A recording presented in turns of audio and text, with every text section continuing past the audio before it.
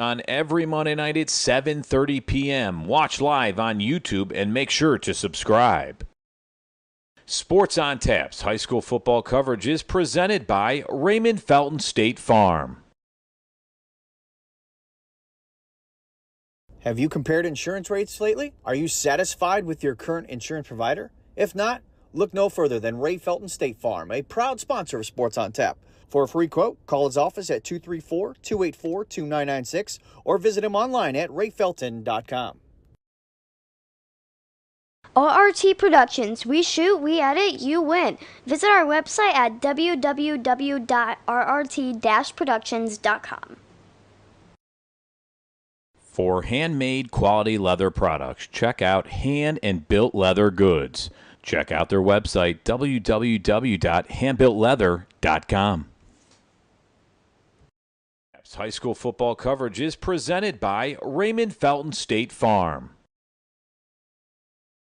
With the auto insurance market constantly changing, call a professional that will put your needs first. Ray Felton State Farm is a team of licensed professionals that will assess your risk, explain coverage in detail, and assure you understand what would happen if you ever found yourself. And make sure to subscribe. Sports on Tap's high school football coverage is presented by Raymond Felton State Farm. Have you compared insurance rates lately? Are you satisfied with your current insurance provider? If not, look no further than Ray Felton State Farm, a proud sponsor of Sports on Tap. For a free quote, call his office at 234-284-2996 or visit him online at rayfelton.com. ORT Productions. We shoot, we edit, you win. Visit our website at www.rrt-productions.com. For handmade quality leather products, check out Hand and Built Leather Goods. Quality around and made by a U.S. veteran. www.handbuiltleather.com. GV Art and Design, original and one of a kind. Check them out on their website at www.gvartwork.com and use the code ONTAP10 to get 10% off your full order. GV Art and Design.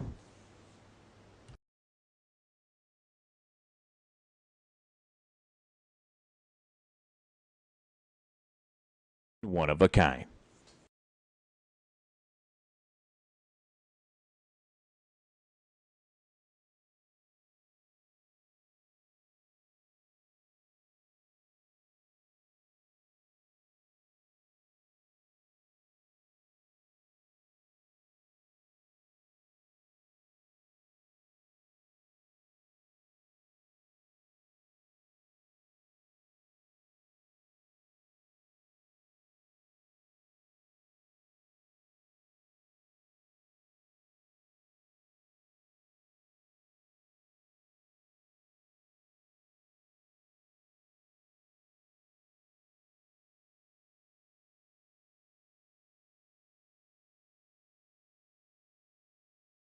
Give or take. There's not a whole lot to talk about this.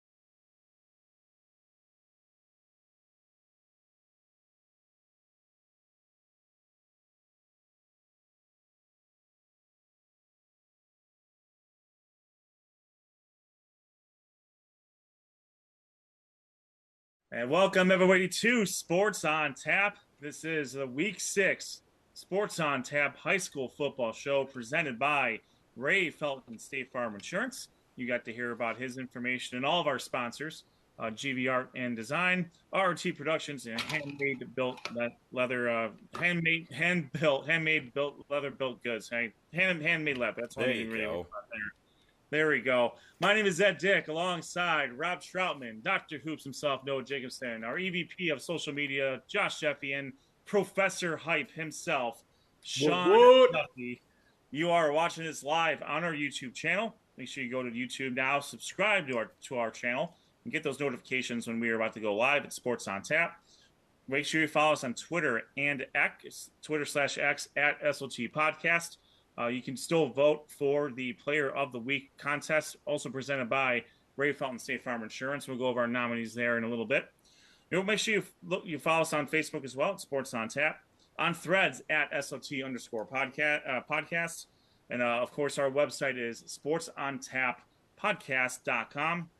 You get all the information you need about our schedules, where we're going, standings for our conferences, and live updates for all of our games are also going to be on there as well. And for any sort of questions, comments, pronunciations, or just general feedback, make sure you send us an email at sportsontapodcast@gmail.com. Got a lot to talk about here. We will be going through the Suburban League National Conference, American Conference, the Southwestern Conference, the Greater Cleveland Conference, and the Great Lakes Conference. We were trying to get a couple of student athletes on this week. Unfortunately, it didn't particularly work out this week. So we'll go a little bit more into our conferences this week, which is a good time to kind of reset. We're 6 games through. We only have 4 games left until the playoffs. So we'll have a little bit more banter about our conferences here. We will go through our Ray Felton State Farm Insurance Player of the Week. We'll close those polls and we'll reveal the winner there. We will go through our Power 10. Lots of movement this week. I'll just tease that right now. So we had a lot of movement going on in the Power 10. And then we will talk about where we are going next week, or this week, actually. There's a lot of great games on the docket, and we can't wait to bring that action to you through our Facebook and our Twitter threads. So without further ado, let's get going here. We'll start with the Suburban League National Conference, and Josh Jeffy is going to take it away from here. Josh. Thank you, Ed. Looking forward to recapping Week 6 in the Suburban Natty Daddy. North Royalton, we'll start with a non-conference game this week in the Suburban National. North Royalton played Padua. North Royalton looking to get its second win of the season. However, it did not start off good for them as Padua took a 14-0 lead after the first quarter, though. North Royalton, give them credit, would fight back to pull within 1 at 14-13 at halftime. Padua would then score 13 unanswered points in the third quarter until late in the fourth. North Royalton did get another touchdown, but that's as close as they would come, and they would fall to Padua 27-20. Padua improves to 3-3. North Royalton drops to 1-5 on the season. Now, getting into conference play this week, Stowe hosted the Brecksville Bees. Thank you, Sean. I appreciate that. And Stowe actually fought hard in this one, looking for their first victory of the year. They were up 3-0 after the first quarter. I was actually a little surprised to see that when I was at my game. My featured game I was covering at Bay this week. I looked at the X or Twitter, whatever you want to call it, and I saw that Stowe was up early 13-0, but that didn't last long. The Bulldogs ended up being down 13-6 at the half. And Brecksville just really put the clamps down on defense. And they were led by Eli Beach, who not only had 86 yards rushing on 14 carries, he did have 2 tackles in this game and 2 sacks. But as usual, the Bees were led by Colin Seabird. He had 3 touchdown passes in this game. 2 of them went to wide receiver Kyle Keener. And Brecksville went on to win 20-6. They improved their record to 3-3 there, 2-1 in the conference play. Still looking for that elusive first victory. They are 0-6 on the year, 0-2 in conference play. Now getting on into 2 of the better games this week in the conference. Excuse me, you might hear my dog barking. I think someone is home. But if you hear, she's pumped about these 2 games in Suburban National. We're going to start off with the undefeated Nordonian Knights. They traveled to Twinsburg in this one, and this was a heck of a game.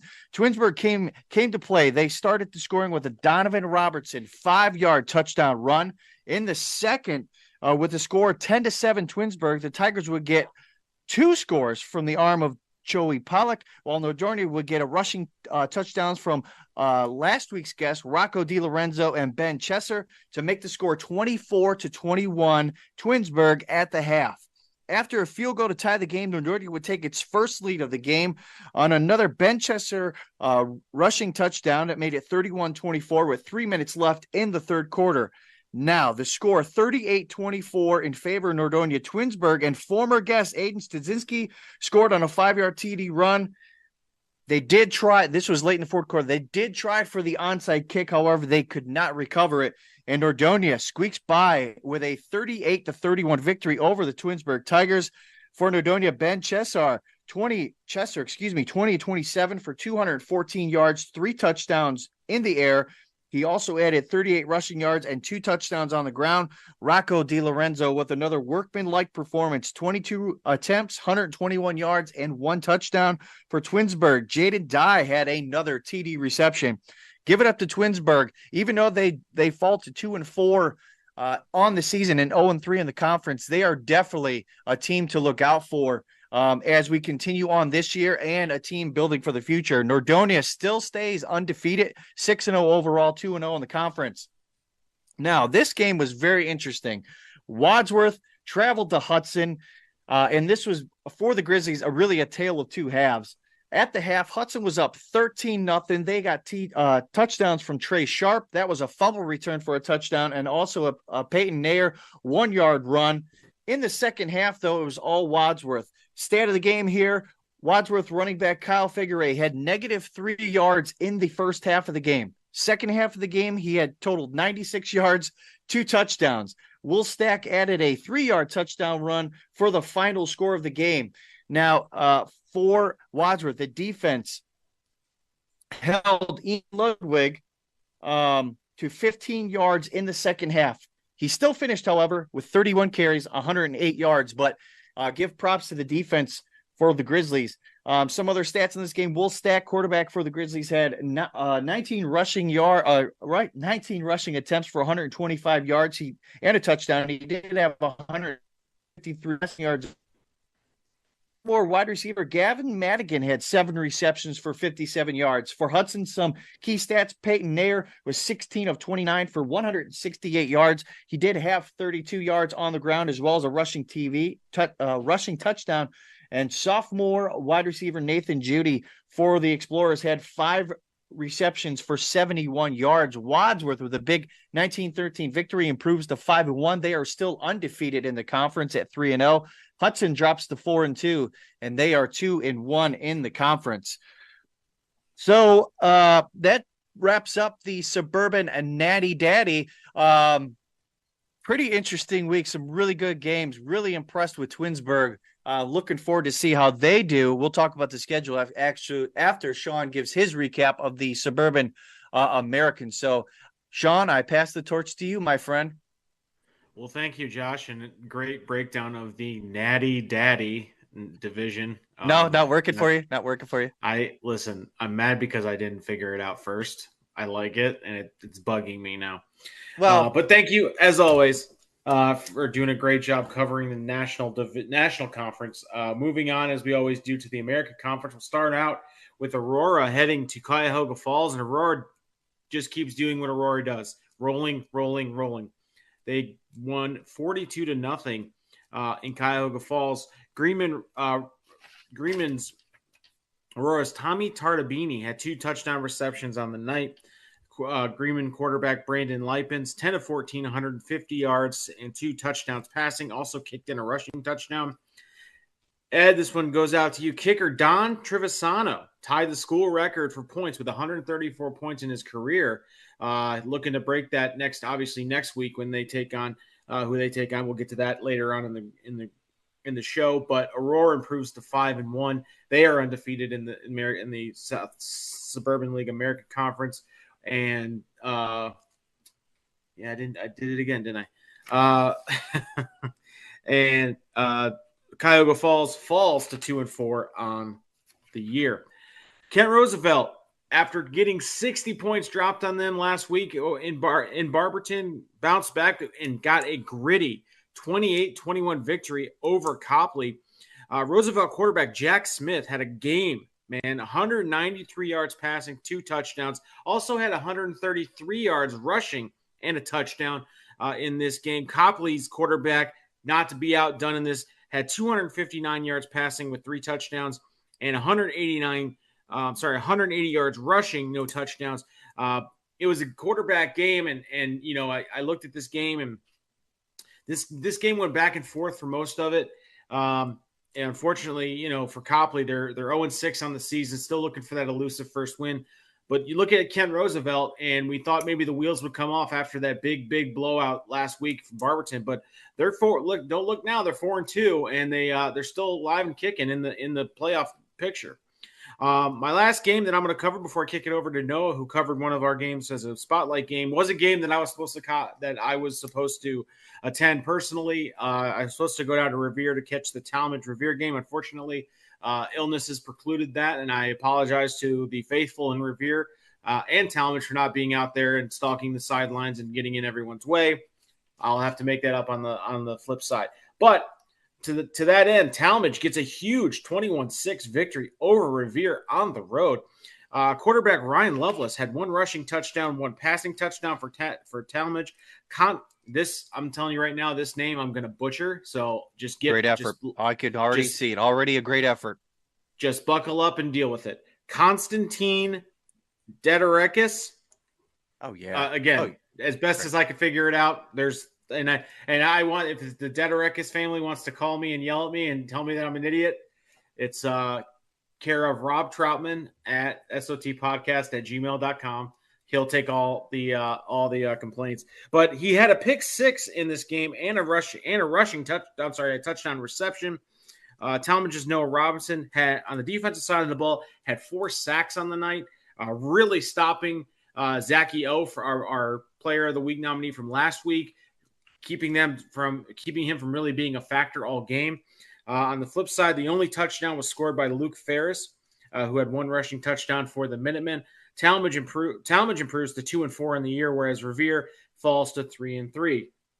Our next game featured Barberton coming off a big 60-0 win over Kent Roosevelt last week, facing that Suburban League American buzzsaw that is the Highland Hornets. Our own Noah, Dr. Hoops, Noah Jacobson was at the game. Noah, give us an idea of what you saw at the game. Well, thank you, Sean. And it was a very interesting game coming in. Both teams coming in, fighting for that first place spot in the Suburban League American Conference. And what a beautiful sight it is in Harlan. When you just walk into the stadium and you feel the energy and the stands being packed, it's just unbelievable. So starting off with the game, Casey Miser had an opening touchdown run for the Hornets. And then the defense got off on a little bit. They blocked a field goal. But on the very next play, Peyton Janikis threw a touchdown pass to Matthew Syriac for 95 yards on the first play after they blocked a field goal. And then Everett Grant scored a touchdown. But Barberton, with a minute left, scored a touchdown by Dominic Wilson to Angelo Harper. That made the score 21-7 going into halftime as Barberton started off the second half with the football. But again, that Hornets defense was dominant all night long in the first and second half as the Highland Hornets continued to score on offense as Johnny Silico had a touchdown. And then the Hornets would answer once again as Peyton Janikis with his second touchdown connection to Matthew Syriac. And the Highland Hornets would go on to win 35-7 and go to 3-0 in the Suburban League American Conference with Aurora. As I'm pulling out my stats, Highland quarterback Peyton Janikis finished the game. He was 6-7 for 183 yards and 2 touchdowns. He also had 13 carries for 73 yards. And then Highland's 2 running backs, Evan Grant, had 10 carries for 102 yards and a touchdown. And then Casey Miser, that sophomore running back, continues to put up numbers. He had 16 carries for 96 yards and a touchdown. He also did have 1 catch for 43 yards, so very impressive. And then Highlands wide receiver Matthew Syriac had 4 catches for 107 yards and a touchdown. And as for Barberton, their quarterback Dominic Wilson was 11-25 for 224 yards and a touchdown. He also did stumble with 2 interceptions, but he also did have 7 carries for 70 yards, so very impressive. And then wide receiver Barberton, Angelo Harper, their wide receiver, had 4 catches for 100 yards and a touchdown. And then that last but not least, Kenneth Larry had 4 catches for 96 yards. But in the end, when you face a team like Highland, you're always going to be dominant by a team by Highland, and they go on to win 35-7. And that was my featured game in the Suburban League America Conference for Week 6. Thank you, Noah. And just to put a bow on that, you mentioned Matt Syriac. He also played a little bit of defense too, and he was the one that blocked that field goal and also kicked in an interception on the night. So good outing for Matt Syriac. He's been their leader on both sides of the ball there as a go-to wide receiver for Janicus. Casey Miser, as you mentioned, had a really yeoman's work. So congratulations to Highland. They are 5-1. They are undefeated. They are atop the Suburban League American Conference with Aurora, and those two are heading towards a matchup in Week 10 here. To hopefully it could be the de facto American Conference Championship. Our Player of the Week nominee for the Suburban League, Josh and I had a conversation. We sat down, we had some tea, we thumb wrestled, and then we arm wrestled. Then he wanted to do some weird WWE stuff. I said no. Then he tried to choke me out, and I said, you can't even get your arms around my neck. So then I finally just felt bad for him because then his family came in. They were like, "Why are you beating up Dad?" And I'm like, "I'm really not doing anything." So we decided to go with Nordonia quarterback Ben Chesser, who finished 20 of 27 for 214 yards, 2 passing touchdowns. Also had 38 yards, 2 touchdowns on the ground for Nordonia, and a big win for Nordonia. Let's go ahead and kick it over and see what we got on tap for Week 7 in the Suburban National Division. Josh, take it away. Yeah, we do have one non-conference game. Brush will travel to Twinsburg, and then in conference, we have Brecksville going to Hudson, North Royalton traveling to Stowe, and then the big one, Wadsworth, will travel to Nordonia.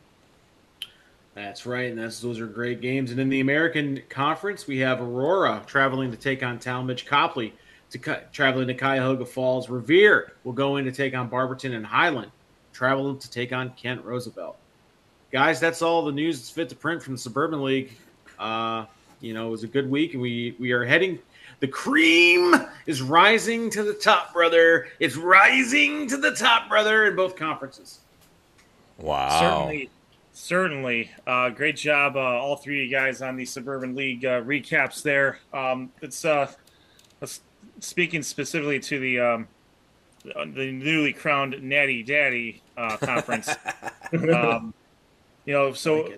a lot of points there's a lot of points available this week. Brecksville and Hudson, both teams are 4-2. Nordonia and Wadsworth, they have 11 wins between those two teams.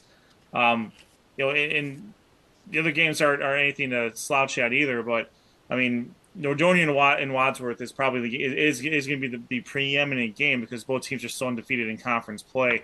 Josh, what do you think are the keys? One key for each team when those two teams do battle this week. Well, the name of the game for those two teams are, regardless of how many points Twinsburg put up against Nordonia, it's both defenses. Both these teams have really good defenses, really strong running games. So I think this is going to be a very kind of a rough it, tough it out, run the ball, kind of an old school style football games. Now, kind of one thing that I've been noticing with Wadsworth, it's been kind of an issue for them all season, is the fact that they have penalties at the wrong time. And in games like this, de facto, somewhat Suburban National Championship game right now, both teams undefeated. So that's how you got to look at these things. Those penalties in bad spots can really hurt a team. It can really take a drive that you're going down to score. If you have a bad penalty that takes you back, that can ruin a drive for you and potentially ruin a score. So I'm hoping Brecksville or Wadsworth, can clean that up. Nordonia is just a solid ball club all around, even though they did win a tough game against Twinsburg this year. Behind the legs of Rocco DiLorenzo, Ben Chesser, and that defense, it's going to be a great game. Looking forward to it very much. I'll say one more. I agree. This is one of the. We are fortunate enough in Week 7 to get a game of this caliber between two teams that I think are pretty evenly matched. And Wadsworth already has a victory over Hudson and Brecksville for that matter. So right now, I'd say they sit in the driver's seat because Nordonia has not played them yet. So if I'm not mistaken, so it'll be real interesting to see how that turns out. I do want to make one note about Twinsburg. Twinsburg's sitting a little bit lower in Division II, Region 5. Looking at the scores, as you mentioned earlier, they are a very good team. They just don't have the wins to show for it. If you're looking at their schedule going forward, Brush, North Royalton, a tough one against Brecksville, but Brecksville game is going to be the one they need to get in order to try to get back into that playoff contention. And they finish with an 0-6 Stowe, which just hasn't been able to put it together this year. So even on the lower end of the Suburban League National Conference, there's a lot to look for with those teams in the lower end of the bracket there as far as playoff positioning. And I do want to make one quick correction in my recap. I did say Brecksville's 3-3, and Ed, you were correct. They are 4-2. So that's my apologies on that note. I had incorrect. I wrote it incorrectly. So thanks, Ed. Noted. And then Sean, kind of the same question here. I mean, Aurora and Highland don't play each other until week 10. But there's still some games that need to be played in between then. And I would have to say, for all intents and purposes, I haven't seen a team that has proven themselves to be able to be on the level of Aurora or Highland. So I would out of Kent Roosevelt, Revere, and I'll throw in Barberton.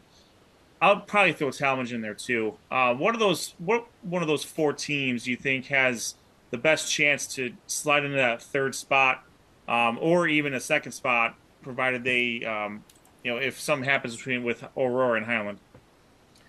Well, I mean, look, Aurora and Highland are on a collision course right now for the American Conference, right? As it stands, week 7, we're going into this. They're both undefeated in conference play. I don't see anything to indicate that that's going to change. Where they're vulnerable, I would say Aurora still has to go to Barberton. Still has to go through Barberton. Barberton is not an easy out. Highland plays very good defense. Barberton dropped 60 on Kent Roosevelt. Kent Roosevelt's a good team. Say what you will about their record. Say what you will about their coaching. Kent Roosevelt's a good team. Barberton can score points, and they can get on one. And when they get going downhill, it's hard to stop them. So Aurora still has to overcome that hurdle. Highland just has to take care of business for the next 3 weeks. Going into Kent Roosevelt, and I believe they have Copley and Cuyahoga Falls, I believe, are the next two. I could be wrong on that. I don't have their schedule up in front of me. They got Revere, then Falls. So it's Kent, Revere, and Falls. Kent, Revere, and Falls, yeah. So, I mean, look, if we're talking dollars to donuts here, I got a feeling that both these teams come week 10 are going to be that's going to be a great game, and they're going to be fighting for that championship. Would I also say for a team like Aurora is, they're kind of in the middle part of their region right now. They're not, I mean, they're fighting for a home playoff a game.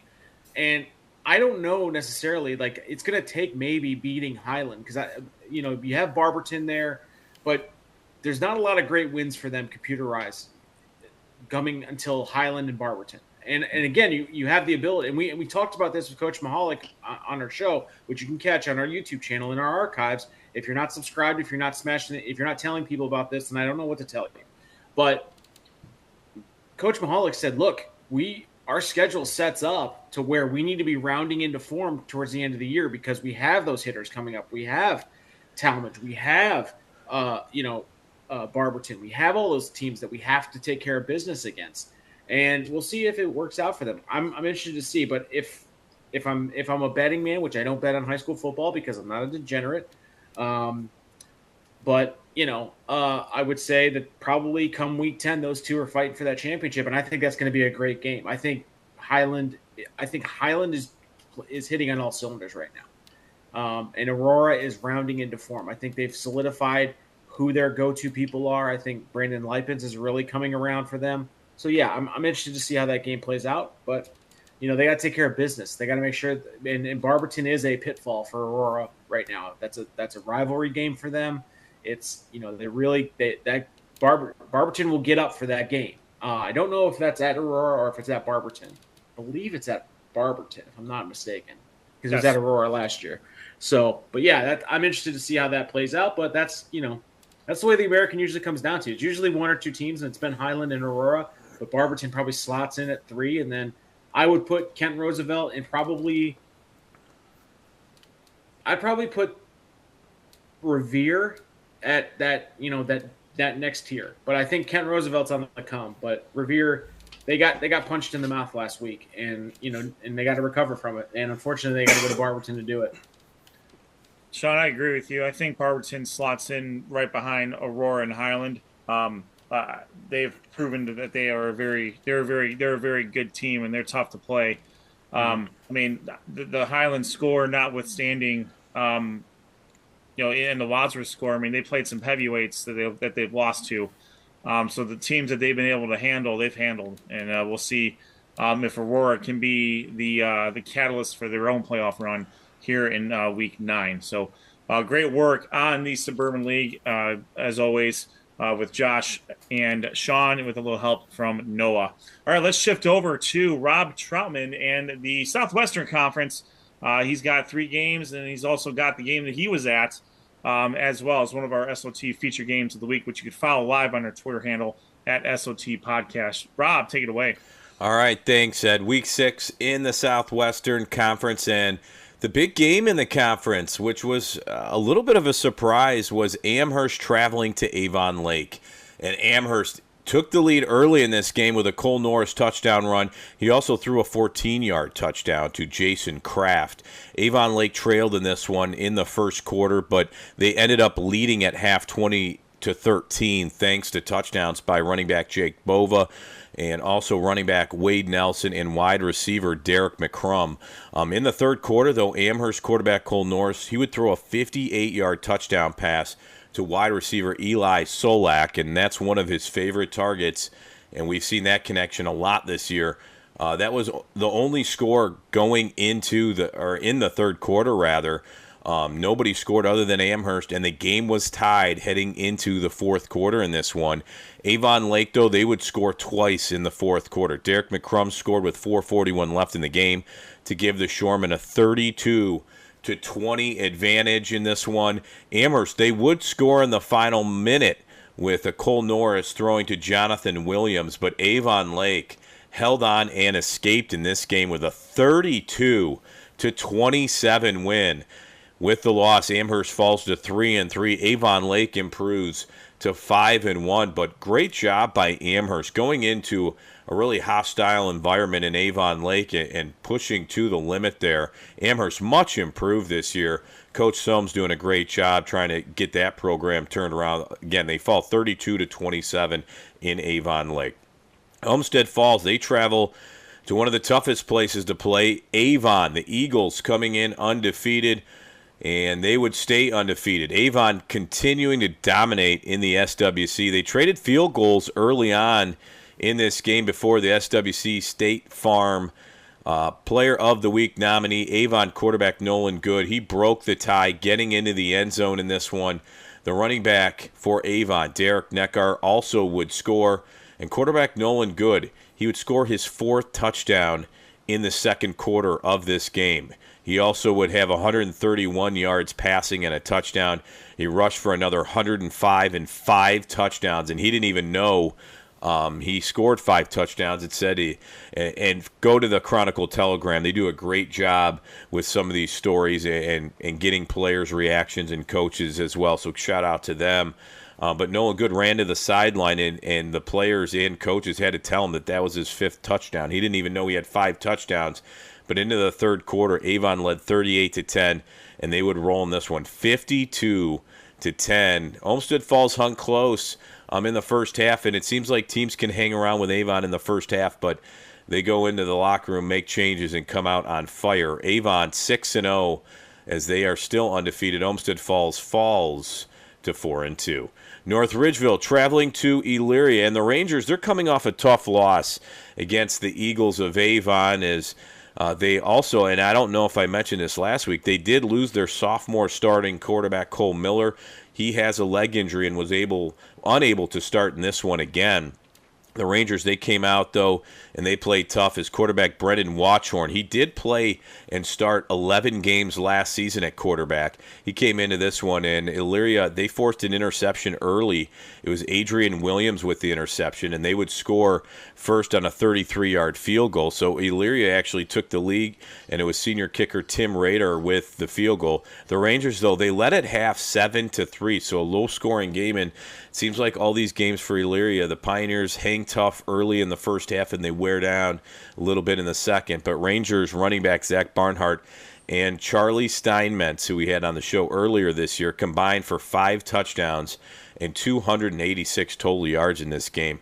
The Rangers, they had a 66-yard reception and a touchdown late in the game.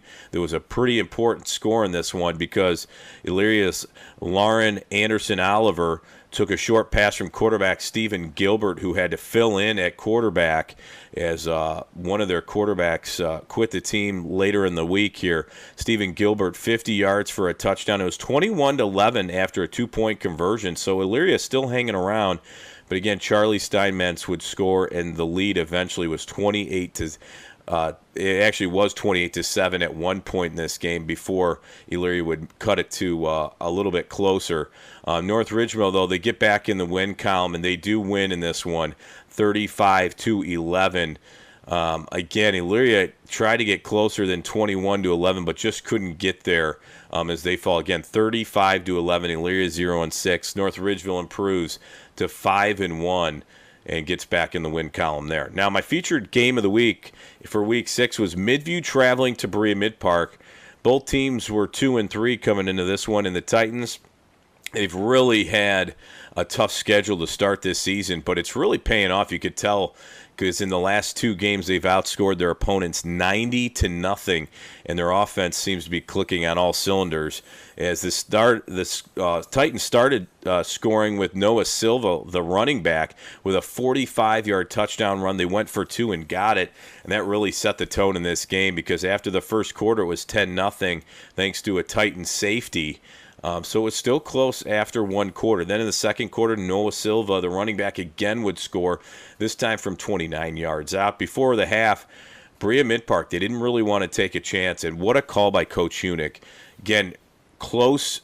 They're like, we have to punch this in. What do? The defensive end, Devin Zahersky, he's committed to Cincinnati as a tight end, and he would score from 3 yards out as time expired.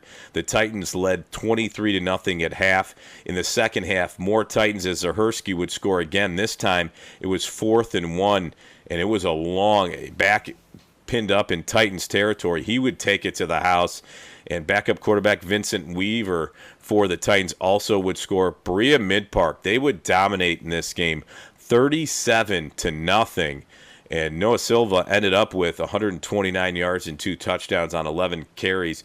Devin Zahersky had 2 touchdowns in this one. But again, Berea Mid-Park improving to 3-3 on the season with a 37-0 win. Midview falls to 2-4. My Southwestern Conference Ray Felton State Farm Player of the Week nominee is Avon quarterback Nolan Good versus Olmsted Falls, passing for a touchdown. He also ran for 5. He had 131 yards passing and a touchdown, 105 yards rushing and 5 touchdowns, 6 touchdowns altogether. So congratulations to Nolan Good. I know he was a player of the week early in the season, but it's tough when you have a game like that. And it meant a lot because Olmsted Falls really kept it close for a while. Now the Southwestern Conference Week 7 schedule, as we'll go to that here, is we have some good games going in the Southwestern Conference. Olmsted Falls, they travel to Amherst, and that'll be an interesting game because Amherst pushed Avon Lake to the limits there. Elyria trying to get in the win column against Avon Lake.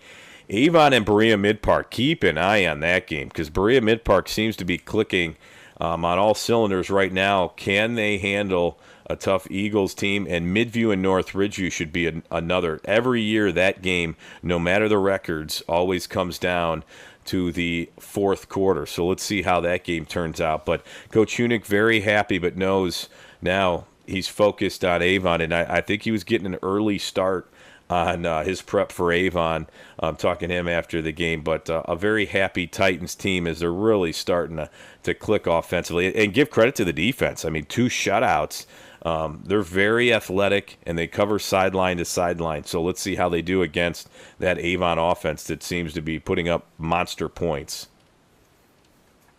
Rob, great job on the Week 6 coverage there. As you mentioned, Berea Mid-Park last 2 games have thrown up zeros. Yep. And as we've talked to Coach Hunick over the last few years, I mean, defense has become, he's always an offensive guy. He always will be an offensive guy, but he's been putting more focus on the defense, and we'll see how it shakes out against a great team like Avon. What are some of the keys? What is the key for each team as we go into the Avon Berea Mid-Park game? Well, with this, it seemed like Berea Mid-Park, ran the ball quite a bit against the Midview team. So, I know they can pass. They didn't pass too much against Midview. They ran really strong up front. They dominated the line of scrimmage. Avon's defense is tough too. I mean, both matchups. I think really when you look at it, if Berea Mid-Park's defense can contain Nolan Good and Jacorian Caffey, they have to keep him in the box because, as you saw, Nolan Good can run the football. He doesn't like to do that. He'd rather pass, is what he said.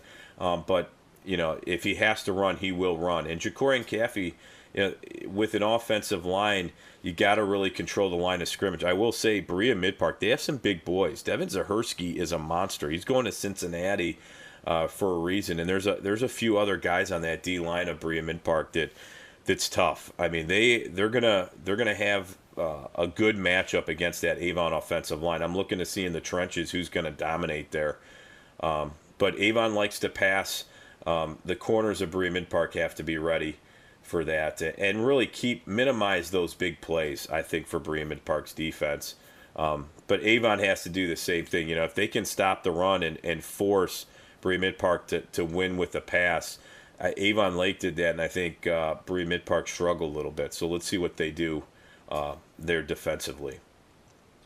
It's interesting with Avon. I mean, Jacorian Caffey has been a monster since he's been a sophomore, but it doesn't.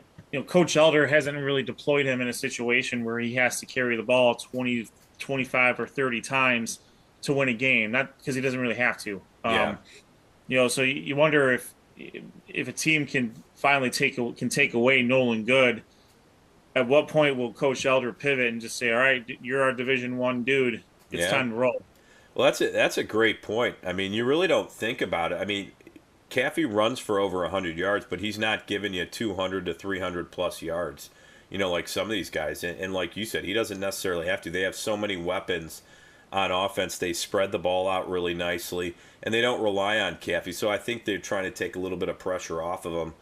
But like you said, if they contain Nolan Good and they want to say, try to run at us and let's see what you do, that's not a bad option to have because the up front with Berea Mid-Park, they're tough and they really dominated offensively and defensively the line of scrimmage versus Midview. Let's see if they can do it again versus a good Avon team here. It reminds me of how Coach DeLuca has deployed Rocco Conti the last few years. Rocco Conti averaged about 100 yards or 150 yards a game on less than 10 carries usually. Yeah. They could have really used him as a bell cow, but they didn't have to do that, which also saved him for defense. So, my last thought about the Southwestern Conference, Robin. Obviously right now Avon and Avon Lake are the undefeateds within the conference. It's looking like those are probably. They're with Berea Mid-Park, of course, having something to say. If they can take out Avon this week, that's going to set up a potential 3-way tie up there. Who else? What do you think? North Ridgeville is going to get another game against a Midview team, and as you mentioned, it's kind of you have to throw the records out when those two teams play. But North Ridgeville still has a game. They still play. They still have to play Avon Lake, and they still have to play Berea Mid-Park. Yep. So North Ridgeville. Assuming they play well, which we think they're going to play well against Midview, how do you think they're going to match up against Berea Mid-Park and Avon Lake in the latter part of the schedule? Well, that's going to be a great matchup because Berea Mid Park, how is North Ridgeville? They faced a good offensive team in Avon. I feel like Berea Mid Park's offense is pretty similar to Avon's. Again, their record is a little bit different, but they face tough teams like Cleveland Heights. I believe they faced Highland as well early on. Donia. No, Donia. Yeah. Yeah. Yeah, you're right. So, they faced really good teams early on, and now, their offense is tough. One thing I did notice with Midview is they didn't have Dior Jones, who's an Elyria transfer, for most of the game against Berea Mid Park. I'm not sure what the reason was, but we'll see if he plays in this game because as soon as he stepped on the field against Berea Mid Park, he's making plays. He's a big playmaker there, and I'm interested to see how that will sit with North Ridgeville. But North Ridgeville still does, like you said, have a tough conference games coming up with Avon Lake. Avon Lake has played pretty well, especially defensively. Berea Mid Park went in there, tried to pass, and Avon Lake really clamped down and made them run the football, and they didn't score very much. So I think that's going to be an interesting matchup with North Ridgeville. How are they going to do against Berea Mid Park and Avon Lake? Their defense is going to have to step up, and their offense is going to have to figure it out. They figured it out against Elyria, but it took them a little time. They're going to have to get off to a quick start if you want to beat some of those good teams. Agreed. Great job, Rob, on the Southwestern Conference. And let's shift over to the Greater Cleveland Conference, GCC. Dr. Hoops, Noah Jacobson is going to help us out with this one. Noah, take it away for us. Well, thank you, Ed. And a very interesting week in the Greater Cleveland Conference as 3 of the 4 games, it was an old-fashioned butt kicking and that. But the one game we will talk about later in the show. But let's start off with the first game. Let's start off with the Medina Bees as they take on the Euclid Panthers. I'm sorry, no, I can't. No, I'm sorry, I can't give that to you. Only Brecksville gets the Bees. That's all right, Sean. I would stick with the Air Bees if I were you, Noah, for this one. There you go. That's probably I thought they were the Air Bees. We'll stick with the Air Bees. They were taking on the Euclid Panthers, and this was an old-fashioned butt kicking, as I would say. They went out to win 42-0. Quarterback Danny Steyer finished the game. He was 22-29 with 214 yards and 2 touchdowns. He also did have an interception, but on one stat I want to mention is that he had 8 carries for 95 yards, and he had 4 rushing touchdowns in this game. Pretty impressive. Wide receiver Jack Wilczek had 7 catches for 81 yards. Wide receiver Austin Knowles had 2 catches for 31 yards. One stat I want to mention for Euclid, Chris Jones, their only leading rusher for this game. He had 3 carries for 33 yards, but Medina would go on to win 42-0. They go to 4-2. Euclid drops to 1-5. And then next game, the Cleveland Heights Tigers, they were taking on the Strongville Mustangs. Marquise do it all Davis, guys. This guy continues to put up numbers. 9 carries for 130 yards and 4 touchdowns. One thing I want to credit to is that offensive line and defense for Cleveland Heights. That offense just opened up with the great running lanes and allowed the Tigers to run it all over the Mustangs defense. And that defense, they held the Mustangs to 119 yards, and they also had 2 interceptions from Henry Perriman and John Gordon Jr. Cleveland Heights would go on to win 41-0. The Tigers will go to 5-1. Mustangs drops to 3-3. And then the Menor Cardinals, they were taking on the Solon Comets. Quarterback Scotty Fox was 15-19 for 232 yards and a touchdowns. 4 rushing touchdowns in this game for Menor. Jackson Farley had 6 carries for 70 yards and a touchdown. Gino Kordzewski, again, if I am wrong, then that's on me. He had a touchdown in that game. Marty Johnson had 2 touchdowns. Austin Van Huss, the wide receiver, had 5 catches for 116 yards and a touchdown. Menor will go on to win 42-0 against Solon. Menor goes to 3-3. Solon 1-5, and that's possibly a last matchup against Solon as they will head into the Suburban League next season. And then last but not least, this was a surprise game, folks. The Shaker Heights Red Raiders, they were taking on a Brunswick team that was 0-5. And guys, this was a no-brainer, like a back and forth matchup between both of these teams. But Shaker Heights would go on to win 35-34. Quarterback Abdullah Ahmad for Shaker Heights, he was 8 of 15 for 226 yards and a touchdown. He also did have 8 carries for 73 yards and a touchdown. Cornell Beard, the running back, he just continues to put up numbers for the Red Raiders. He had 30 carries for 108 yards and 4 touchdowns. Wide receiver Aiden Murray had 2 catches for 98 yards. Trey McNutt III had 2 catches for 85 yards. And then for Brunswick, quarterback Ethan Roxanders went 8 of 18 for 103 yards. But the biggest stat was not his passing, but his rushing. He had 28 carries for 118 yards and 5 touchdowns. That is unbelievable. And then wide receiver Cooper Neal had 10 carries for 63 yards. But guys, Shaker Heights would finish this game going on to win 35-34, going to 6-0. Brunswick drops to 0-6.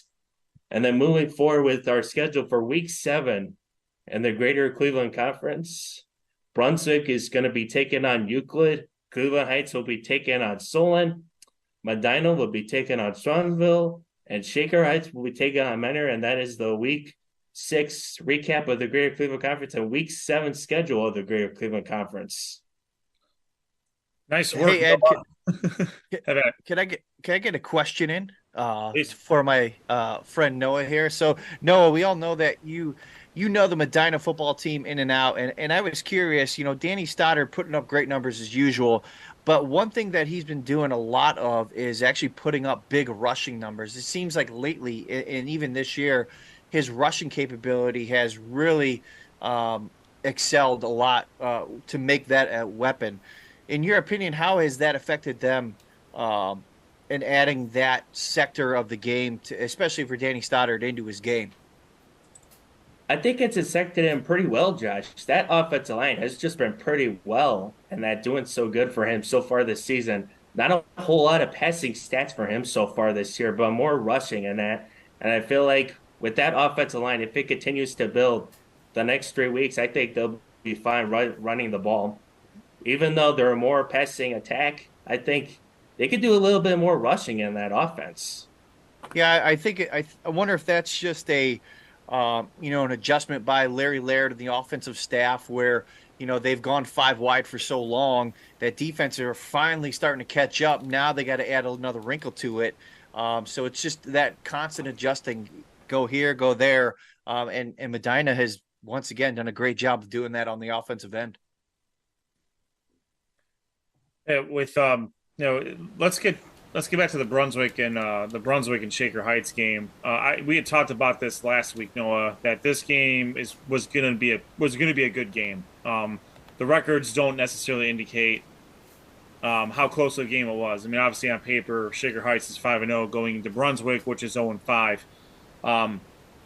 Brunswick, despite their record, has played very, very tough. They gave Shaker Heights all they can handle. They gave Cleveland Heights all they can handle. They gave Olmsted Falls all they can handle. And, this type of a game, hopefully, for the Blue Devils, and I'm saying this as a former Blue Devil, in case no one knows, a couple of us went to Brunswick. The first time you guys have ever heard that. Only a few of us. Wait. You guys went to Brunswick? I know. Little known fact about briefness of our show here. Noah, in your opinion, I mean, they go to Euclid, they go to Menor. They got an East Coast trip here, if you will. But this game against Euclid, what do you think? What are you looking at for Brunswick as far as trying to get their first win against Euclid here? Well, I think Brunswick, even though their record hasn't been the same so far this year, I feel like they have a lot of confidence going into Euclid and that. And I feel like if their defense, with the way they played against Shaker Heights, I feel like that defense can pretty well dominate against the Euclid Panthers, who also didn't have a lot of success so far this year. But I feel like Brunswick has a lot of confidence going up against Euclid. Quarterback Ethan Roxanders, he had 5 rushing touchdowns. That offensive line is pretty dominant. And with the way him and Cooper Neal are connecting, I feel like Brunswick, they might be the favorite in that game against Euclid. Yeah, Brunswick has played some tough teams. I mean, early on, Olmsted Falls, they had the lead in that game, and they obviously fell in that one. But I believe they played Highland. There's And another Avon. solid team, Victory. and Avon. I mean, those are three really impressive teams that have maybe 2 losses between the 3 teams. So, their conference or their schedule early on was pretty tough, and I think people forget about that. You can read comments online and say, "Wow, man, they're 0-6," but you got to look at their schedule and who they've played, and they've been very close in some of these games, and it could have went either way. They just have to find a way to get that W in the end. But they're right there, and I think it could take a turn. We'll see if this is one of them. I agree with you, Rob. I mean, I'm getting questions. I'm getting questions from some of some people that I know. Like, well, what's going on with Brunswick? I'm like, Yeah. you got to see what they play. Yeah. I mean, if I look at the first 6 games for any random team that I choose on JoeIdle.com, I will guarantee you that you're not going to find a team that has a tougher schedule than Brunswick to start the season, just based off of wins and losses of their opponents. Yeah. It's they really set themselves up with a meat grinder in the offseason in the non-conference, and then obviously we know about the Greater Cleveland Conference can do. That said, though, 2 out of 3 games so far in conference have been really, really good games, and they could have gone either way. Yeah. So I'm definitely looking for really at this point they just need to get 1 or 2 wins, and they'll sneak into the playoffs probably in Division I, Region 1, with the way that's shaping up. But it's unfortunately, no offense to the teams that we played back in the 90s and early 2000s, but we really only had to worry about 1 or 2 teams when we played. These guys, they have to worry about every 7 or 8 teams. Oh, yeah. For them. You're right. So Yep. it's just it's a tough go for the Blue Devils in Coach Pinzoni right now. But if there's anything we know about Coach Pinzoni and the Blue Devils is that they're not going to quit, and they're going to continue to fight. And we'll see if they can get their first win against Euclid here this week. Noah, great job on the conference. Nice work. That'll probably be that's the obligatory Brunswick talk that we have. We will get back with the rest of the Greater Cleveland Conference in due time. All right, let's get to the Great Lakes Conference. We'll start with the East Division. The first game we have on the docket. I'm going to shoot down to the lower left-hand side here. Lakewood took on Valley Forge in a Thursday night game. Valley Forge outscored Lakewood 33-6 in the first half. They rushed 55 times for 328 yards. They averaged about 6 yards a carry there. Senior running back Nicholas Mankins had 15 carries for 92 yards and 3 touchdowns. He also had 1 catch for 33 yards. Ben Farson had 12 carries for 98 yards and a touchdown. He had the other reception for 31 yards. Touchdowns that were scored by Daniel Kiwo, Evan Tapp, and Daniel Scheffler. Danny Grayson had 8 tackles on defense to help lead the Patriots there. Lakewood's score did come on a kickoff return for a touchdown by former GLC Player of the Week nominee Alex Simons for the Rangers, but it was definitely not enough in this one. Valley Forge gets a 47-6 win over the Lakewood Rangers. Valley Forge improves to 2-4 overall. They are 1-0 in Great Lakes Conference East Division play. Lakewood falls to 2-4, and they are 0-1 in Great Lakes Conference Eastern Division play. Now let's move up to Buckeye taking on Holy Name. Buckeye was certainly smartening from some of the games that Holy Name dealt them last year, but Buckeye scored the first 3 touchdowns in this game. It was a 13-yard run by quarterback Casey Murray. Austin Heyer, I think he only catches touchdown passes. I'm convinced of this. He had a 59-yard reception from Casey Murray, and Troy McCann had a 21-yard reception from Casey Murray as well. Holy Name did answer with 2 touchdown passes. Andrew Cole hit Colin Dockett's from 6 yards out, and William Dix Jr. from 8 yards out. And sandwiched in between there was a 1-yard touchdown run by Buckeye's Gage Nagy. Buckeye finished the game on quite the flurry, though. They got a safety on defense, a 35-yard field goal by sophomore kicker Braden Bonnet, and a 79-yard touchdown run by Gage Nagy. And add it all up, Buckeye gets a 38-14 victory over Holy Name. A great job by the Medina County Gazette on the recap for this game, as they do with all their county games. They do a fantastic job. Highly recommend subscribing to the Medina Gazette for your sports needs. Some of the stats from this game: Casey Murray for Buckeye completed 5 of 8 passing for 149 yards and 2 touchdowns. He also had 9 carries for 52 yards. If there's anyone who's a model of efficiency for passing, it's that guy. He usually only completes less than 10 passes a game, but it's usually for multi-touchdowns, and it's usually for a good amount of yards. Gage Nagy, he had 7 carries for 120 yards and 2 touchdowns, including that big 79-yarder. Troy McCann had 16 rushes for 79 yards and a touchdown. For Holy Name, Andrew Cole was pretty good. 14 of 21 passing for 128 yards and 2 touchdowns. He also had 124 yards on the ground off of 16 carries. Colin Dockich had 6 receptions for 49 yards and a touchdown. Buckeye remains undefeated at 6-0. They are 1-0 in conference play. Holy Name drops to 1-5, and they are 0-1 in conference play. We do have one non-conference game, just like we do in the in the National Conference for the Suburban League. There will always be a non-conference game in the East Division. Normandy took on Benedictine. Normandy hung on there. They hung on there pretty good. They had 2 rushing touchdowns and a passing touchdown by quarterback Elijah Gray. They had an onside kick. They were down just 24-20 at one point, but Benedictine got a safety near the end of the first half, and that was a catalyst for 33 unanswered points, unfortunately, for the Invader fans. The Benedictine Bengals go on to a 59-20 victory over the Normandy Invaders. Normandy remains winless. They will be finishing out their year in conference play. Benedictine is 3-3. Shifting over to the West Conference, we will leave the game between Bay and Elyria Catholic up there for a little bit. Let's shift down to we'll do the Fairview and Westlake. This was a great game. Fairview and Westlake blew the scoreboard out in the first period, first quarter. Westlake took a 21-12 lead there, but Westlake did not relinquish the lead at all. For Westlake, Sam Brucieri had 18. He completed 18 of 26 passes for 245 yards and 2 touchdowns. He also rushed 15 times for 122 yards and a touchdown. Sophomore quarterback Jake Ostrowski had 72 yards on 17 carries. He also had a touchdown, and he had 2 catches for 22 yards as well. And senior Caden Cole, he caught 5 passes for 82 yards and a touchdown. Chase Kelly had 4 receptions for 63 yards and a touchdown. Westlake all over the place on the board. For Fairview, Burke Lowry, he had himself a good game too as quarterback for the Warriors. He had 2 rushing touchdowns, and he had a touchdown pass to Savion Harris. But Westlake continues their role. They win 37-25. Westlake improves to 5-1 overall. They are 1-0 in conference play. Fairview falls to 1-5. They are 0-1 in conference play.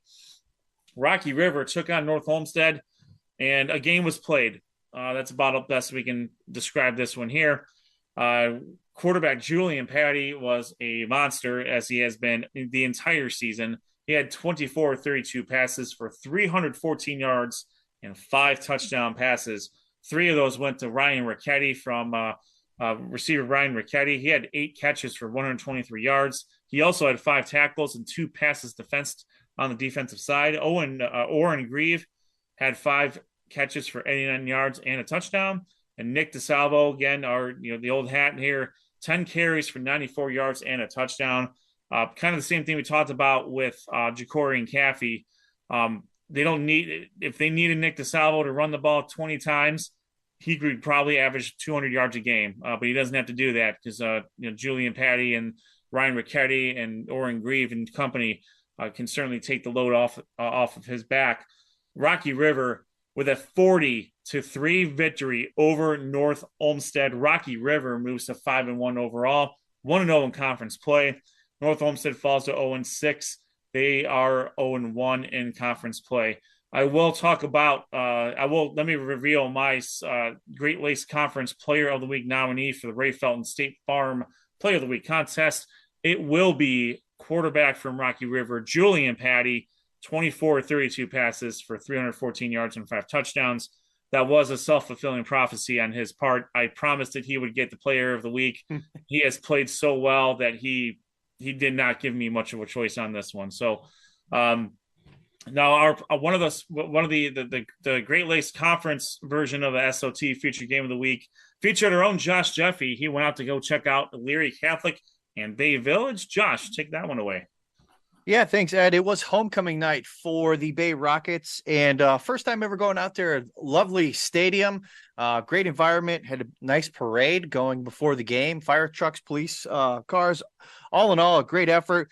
And Bay was pumped up to start this game. In fact, it took them only 6 plays when senior running back Brendan Spellman scored from 5 yards out, and then from there, both these defenses would come to play, and the score would stay the same, 7-0, until Hector Garcia from Elyria Catholic, the quarterback, broke a 33-yard run for the score to tie the game at 7 when 2:35 left in the half. Now, I have to give credit to Elyria Catholic. There was 14 seconds left on the clock when they were able to hurry up, get the field goal unit team in, and Sean O'Donnell was able to hit a 21-yard field goal as the clock hit 0, and the Panthers took a 10-7 lead going into the locker room at halftime.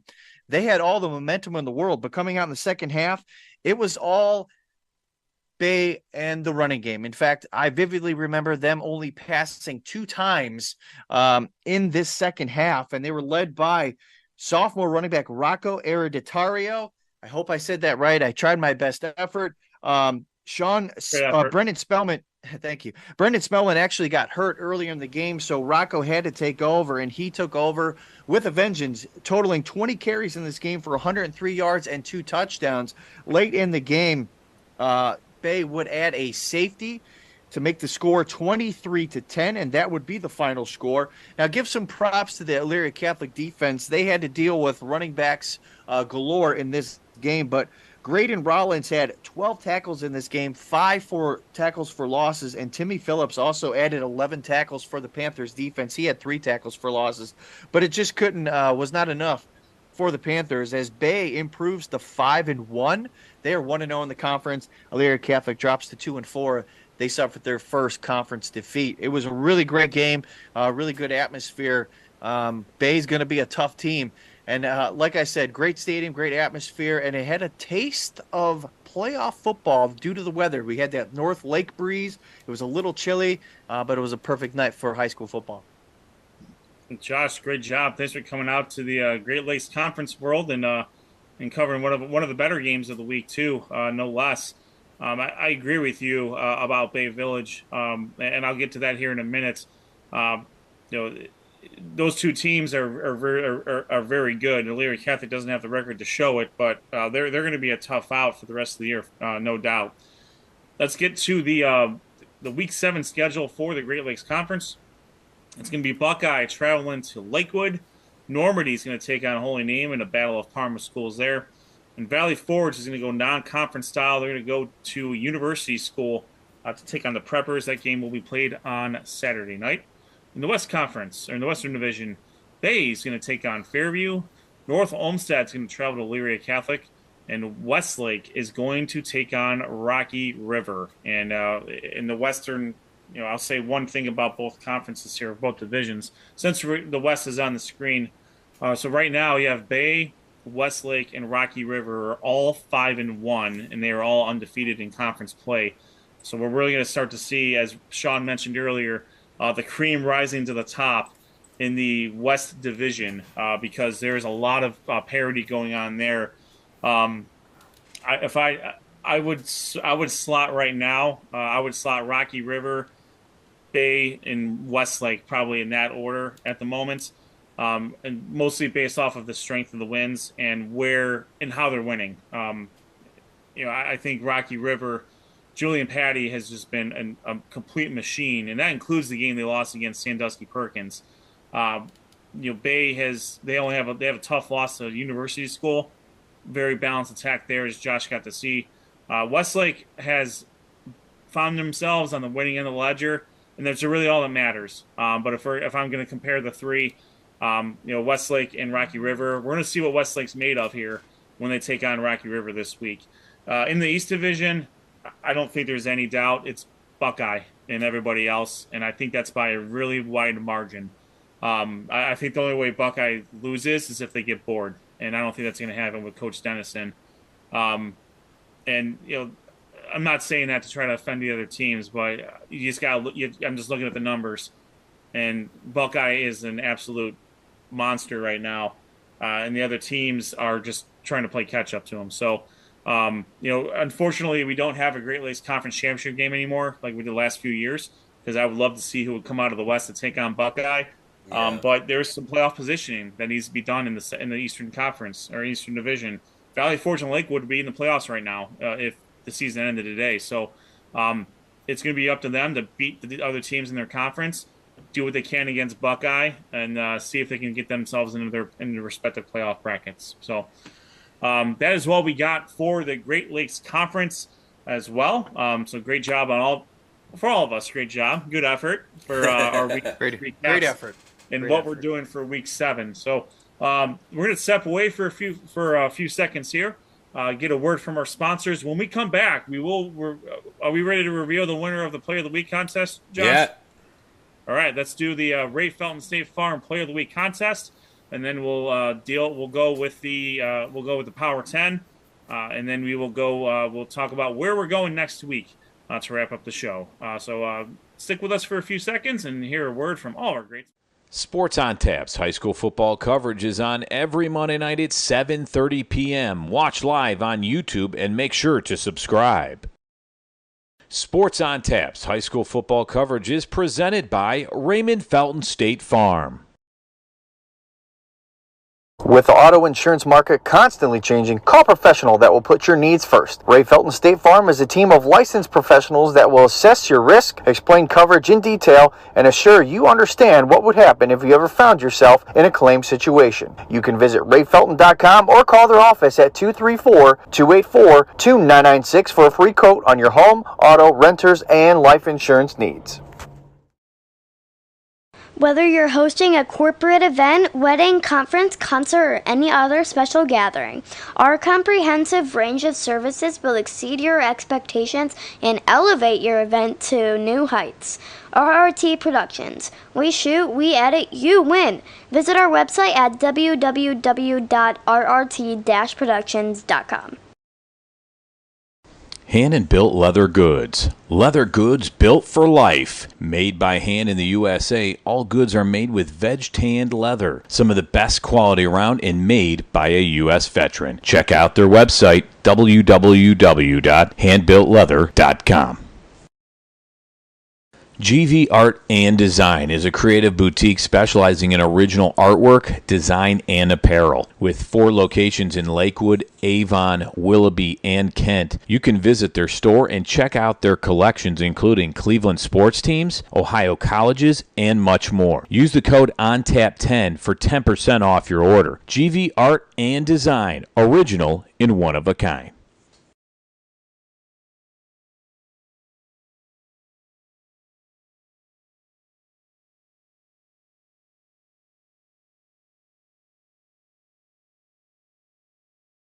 The crown of his I'm like, Noah's peeing his pants. Man. Right, there, is that better for you? Actually, that's not. We know for sure this isn't being aired, right?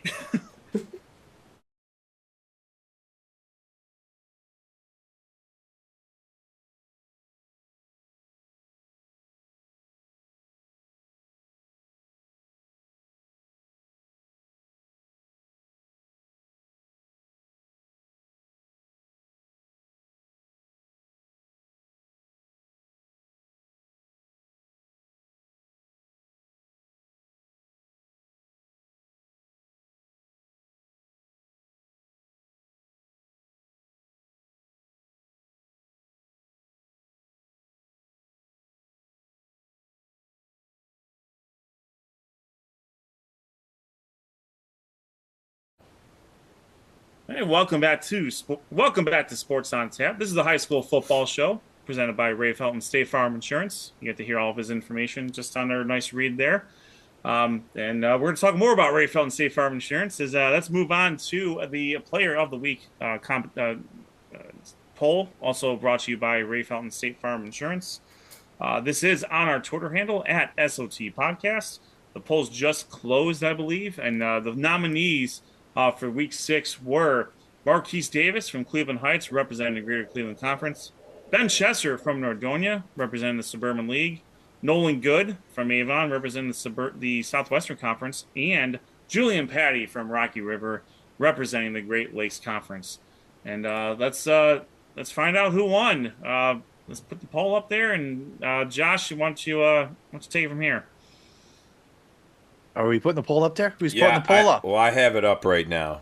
Or Rob can put it up. Someone else. Oh, it's just not on our screen. So have at it. Oh, okay. See, working on our communication here. That's all right. Live TV or live streaming. So we had 565 votes. And this week, the Week 6 Ray Felton State Farm Player of the Week goes to Avon quarterback Nolan Good with 37.5% of the votes.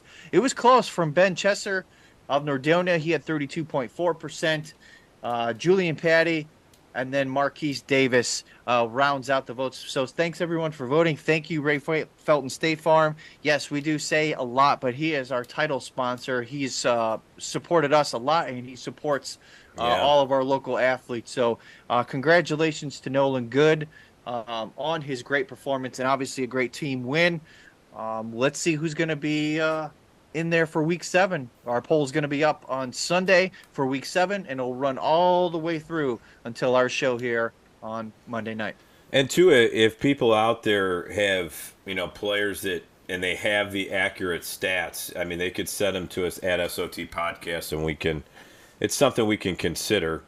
Because a lot of times, we're searching for stats, and sometimes you can find some good stats and all the stats, and sometimes it's tough to find everything. So feel free to send us some information with players in these conferences so we can take a look.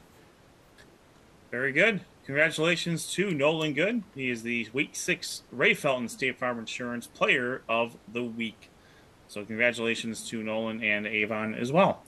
All right, let's move on to the Power 10. I'm going to get the screen shared here shortly. The first 5 teams that are just outside are going to pop up first, all in one shot, and then we'll go through 10 to 1 there. We did expand the Power 10 by 1 team today, this week. We're starting to get to the nitty-gritty here, and I wanted to get more teams up on the bubble. I do expect that bubble to shrink a little bit as teams continue to play. So play each other. So some of these teams are going to be playing each other, and we're going to see some movement there. So let's take it away here on the bubble. It's going to start from 11 down to 15, and it goes as follows. All right, it's going to give you Medina, North Ridgeville, Aurora, Rocky River, and Olmsted Falls. Those are your teams that are on the bubble. And then we'll shift quickly over to, we'll talk about this real quick first. Rocky River and Aurora jump up a little bit. They have not lost, and they're starting to get a little help from the teams that they have beaten. Olmsted Falls has admittedly 2 good losses. But it took one to the chin pretty good there against against Avon. North Ridgeville still has the head-to-head over Olmsted Falls at this moment. Medina really haven't done anything wrong. It's just that other teams have accumulated some good wins, and that's what has really pushed them down. Real quick, is that the first time Medina's ever been on the bubble? It is. Since we've had the Power 10? Probably, but that does speak to the strength of the teams that they have played. And I know I'm going to get a question here at some point about Medina specifically. But nonetheless, I'm ready to, I'll go to joeidle.com. I can defeat that one real quick. So starting with number 10 is going to be Mentor. Mentor does have the head-to-head victory over Medina, which is the only reason why they're still there. Shaker Heights goes in at they're number 9. They are undefeated, and undefeated teams still remain where they're at. We are going to start seeing what Shaker Heights is made of, though, because they do have some big games against Mentor and Medina coming up. So it's very possible that Shaker Heights can either boost themselves up or potentially fall back into the bubble here real quick. Avon Lake jumps up pretty well there. They're starting to get help from the teams they've defeated. They're number 2 in Region 2, Division 2, Region 6. They have a lot of computer points right now. And their only loss is to a very tough team themselves.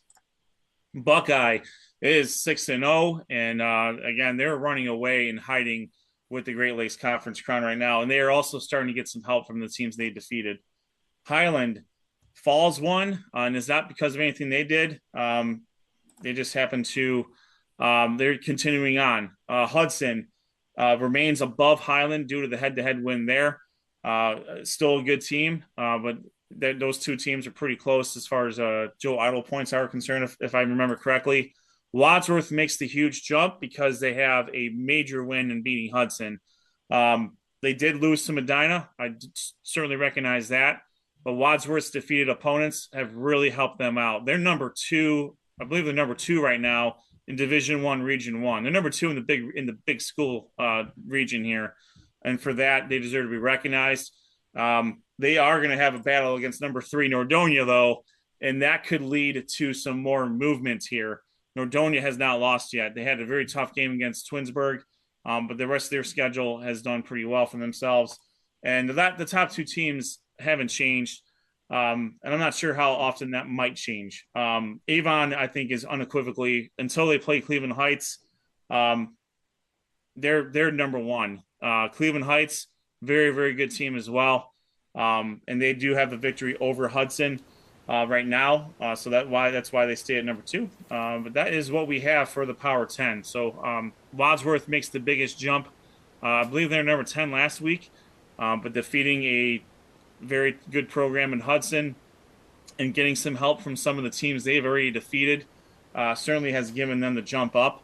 Unfortunately for some of these other teams, they're not getting as much help as maybe they thought when they scheduled them. So the Joe Idle points are starting to come in a lot into play in these rankings now, because we're starting to get more data, and we're starting to see, defeated opponents are starting to push some of these teams up, but maybe a little bit higher than they would have been earlier in the year. So that's where we are with the Power 10. I think Sean's got some pontificating there, so have at it. I could tell that the way he was thinking. No, well, one, I'm the one that creates the PowerPoint, and I see a mistake that I made, so that's part of it. See here, there. I guess my question is that I understand Shaker Heights is a 6-0 team, and they do play Mentor this week, and they do have Medina going forward, but they haven't played Cleveland Heights yet? No, they haven't. Correct? Week 10. So if you're Shaker Heights, you have the opportunity to beat Mentor, beat Medina, and then beat Cleveland Heights and win the GCC outright. Correct? So there's a potential there to. I mean, I'm not saying it's going to happen, but how much of a jump would you say? Because again, if Shaker beats Mentor this week, right? How much of a jump does that really give them? When you consider the fact that Mentor only has 3 wins, they have really right now. Mentor is sitting at 10 solely because their losses are impressive, and that's kind of been the moniker for the last couple of weeks of Mentor, is that their wins are good, but their losses kind of aren't as bad as like a 1-loss Medina or a 1-loss Highland. It's on par, right, Ed? Like, that's what you're saying, is that like those 3 losses that Mentor has is equal to the 1 loss that Highland has, right? Or that's hurting them. My point is that if Shaker goes out and beats Mentor at Mentor this week, how much of a jump does that really give them? Because realistically, they're just holding serve now. So you're saying that now, or we're saying now, we're looking at Shaker Heights and saying, okay, now they have Medina, who's on the bubble, has 2 losses, right? Let's just project forward here. They take care of Medina. Now they're setting up, like, I just don't see, like, in this where the only benefit Shaker Heights really has going up is beating Cleveland Heights in week 10. Does that make sense? Like, technically beating Mentor this week, they should beat Mentor. They're 6-0. They're playing well, but again, it's Mentor. Mentor's a tough out no matter what happens. But realistically, in this case, I don't see a way forward for Shaker Heights to really gain momentum. Flip side, you look at Wadsworth. Wadsworth had great wins. They have an opportunity to beat the number 3 team in an undefeated Nordonia team. But after that, where does Wadsworth can only plateau at 3 unless something happens to 1 or 2. I'm just looking at best case scenario from a Power 10 standpoint. Well, I'll kind of interject here, and this is just my opinion. I think if Nordonia, beats Wadsworth, I think that might have, depending on points and all that, and right. I think that may have the ability for them to jump Cleveland Heights for that number 2 spot, because like Ed always says, takes into account the undefeated record, and if Nordonia does beat Wadsworth, who's had some very good games, in fact, Nordonia, I don't know. I think they have the ability to jump. And Shaker Heights, albeit still, there's a lot of points out there. And if they beat Menor, I mean, those points are out there. So I don't know. They have the ability to jump as well. How high, who knows? But, if they keep rolling, that's 6-0. That's impressive, especially in the GCC. But realistically, how many points are they going to get from a win over Menor? I'm not trying to be, flippant on this. I'm simply asking, where are those points? How much of a jump do you think Shaker Heights gets? Because they're Division 2, Region 5, correct? Yes. Division 2, Region 5. So right. They beating Menor because they're Division 1, Region 1 is going to be great for them in Joe Idol and all that. Yes, that's going to be huge for them because that's Tier 1 points. What I'm saying is when you look at our Power 10, powered by our great sponsors and what Ed does, I don't know that a win over Menor is going to carry as much weight next week. I don't see them. They may go up they're not going to shoot up like Wadsworth did. I don't think that's going to happen because Wadsworth beat a great team in Hudson, and was able to do that and won that game. And if they can pull off the win against Nordonia, they deserve to be up there, and vice versa for Nordonia. I just don't see the path forward for a Shaker Heights to be anything higher than maybe a 5. Right? I mean, it depends if other teams lose too. I mean, there's the opportunity. And that's true, Rob. I'm just saying, if all things play out and Shaker takes care of business, best they can hope for, I think, is a 5 here. Because if you look at it, Medina's on the bubble, Menor's at 10, Medina's and they'll have to beat both those teams, but there's no kick for that. And now if they beat Cleveland Heights, then all bets are off, and they could very well be a number 3 or number 4. But I just don't see them, Shaker Heights, and as good of a season as they've had. That's what I'm saying. As good of a season as they've had. I think Ed considers too the quality of wins. I mean, Shaker Heights, if they beat a Menor and all these, Cleveland Heights and all these teams, and then Buckeye, goes and beats North Olmsted. I'm going to guess Shaker Heights is going to continue to rise based on some of these wins. So they do have an opportunity to move forward. Now, if Avon and Cleveland Heights clean up and continue to play at a high level the way they've been playing, maybe they won't get to 1 or 2. But I think there's still an opportunity. Depending, I mean, it's tough. Like in college football, you have the rankings and you have teams, putting up 70 points. Or winning 35-7, but dropping 2 spots because they didn't score 70 points. I think obviously ours is probably a little different than that. But when you look at quality of wins and what they're doing, and some of these teams ahead of them, if they continue to win and dominate and they're playing good teams and winning too, then it might be a stalemate. But it should be interesting to see. They're having a great season. I mean, that Brunswick win, I think, is a pretty good win for Shaker Heights. Now they're going to start really getting to some of these tougher teams here that have proved to be really good teams in the past years and this year. So we'll see how they measure up with those teams. So I have no problem with the current rankings. I'm looking at, because we're going into week 7. These are starting to solidify.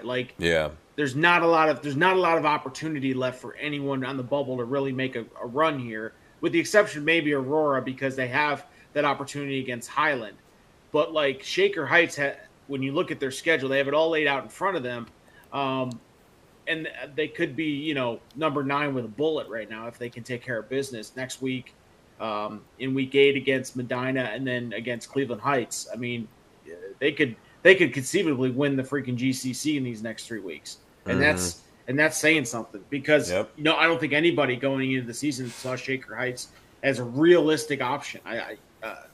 When you consider where the GCC is, you know what I mean? Where with Menor, with Cleveland Heights, with Strongsville, with Medina, always there. Shaker Heights was kind of like, okay, we'll see what they are, and they've been very impressive. 6 weeks into the season, but again, I think like Aurora, their season really begins this week. You know what I mean? Like Brunswick. The Brunswick win was the punch in the mouth they needed to realize it's going to be a fight from here on, because they may have thought that Brunswick they could just roll the ball out there, and I don't think that's the case with the Brunswick team. But I just that's the only thing that I saw with this rankings. I mean, this is all great for me. I just like I said, Shaker Heights is the puzzling one for me because when you see a 6-0 team at 9-0, and they're in the GCC, but then you have to take into account who they played and who they have still yet to play. Yeah, and I think that's where it's at.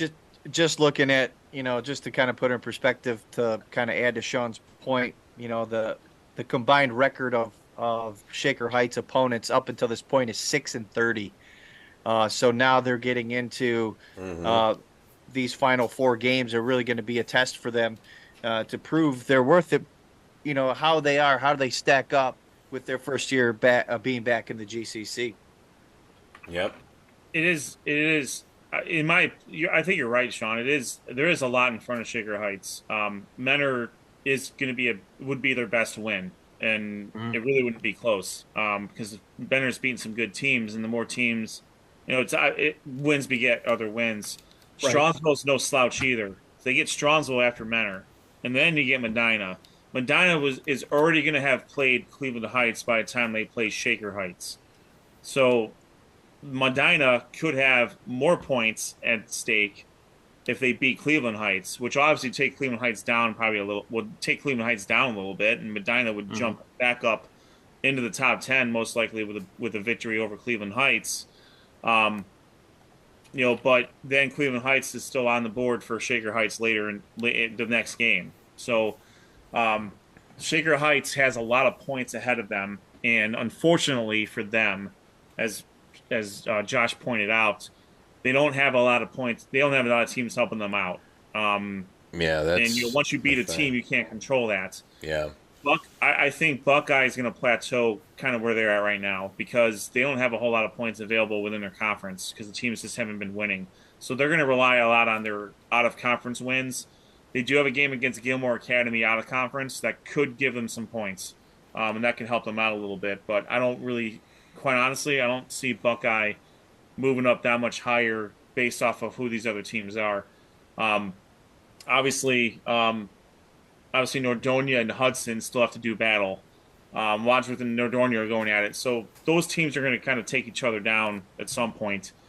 Cleveland Heights still has a gauntlet to run themselves. Avon has no slouch either. They still have to take on Avon Lake at the end of the year. So there's still a lot of heavy hitting games that are going to determine where things fall, where things go from here.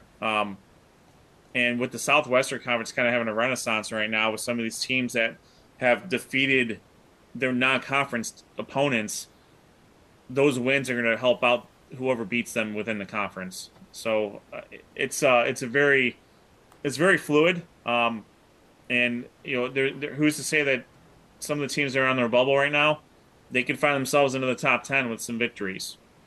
Like you said, Aurora still has a Highland game coming up. Rocky River has Bay and Westlake coming up. Medina's Medina. Olmsted Falls still has some games coming up too that they could potentially jump themselves back into. They still have to play Avon Lake, and they could find themselves back in the top 10 with the win there. So, I forgot who the last team was, but regardless, so that it's just a very it's as a lot of these as we get more information and we see more defeated teams get victories, that really helps these teams move up and down in these polls, and in addition to the head-to-head and obviously the wins and losses. So very good conversation there. That it was the Power 10, and we will have more Power 10 coming up next week as well. We're just about done here, but before we leave, let's find out where we are going in Week 7 later this week. So, gentlemen, who wants to take it? I'll take the lead on this one. I'm going to head back to my homeland, the Suburban Natty. I won't call it Natty Date. I'll just call it the Natty right here. Wow. But I will travel to Nordonia and watch the Grizzlies take on the Knights in a big-time Suburban National matchup. Battle of confidence unbeatens currently. So looking forward to that. Very good. Well, guys, the last 2 weeks I haven't been back in my conference. But, guys, this week I'm back in my Greater Cleveland Conference. I will be heading down Route 42 to see the Medina Bees. They will be taking on the Strongsville Mustangs. Strongsville, this is the biggest game of the season for them. And as far as, like, the conference standings go, I feel like the last 2 out of 3 weeks, their offense has been clicking with their backup quarterback, Israel Pytel, who was the GCC nominee a few weeks ago. I feel like if their offense, the way they have played the last 2 out of 3 weeks, I feel like they have a little confidence going up against Medina. And, you know, Medina's Medina with quarterback Danny Starter and that high-powered 5-wide offense and that defense. But I feel like if Medina can handle themselves in a way they are moving forward, because they do play Cleveland Heights and Shaker Heights Week 8 and Week 9, I feel like if they play as well as they do on Friday night, they have a lot of confidence going up against Cleveland Heights and Shaker Heights.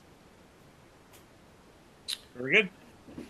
Well, ladies and gentlemen, children of all ages, Sports on Tap proudly presents where Professor Hype is going in Week 7. And I'm taking a trip, gentlemen. Getting on that magic Ford Explorer. I'm going to get in there. I'm going to set my destination. I'm going to head out to GCC land. I'm going to head out to Menor.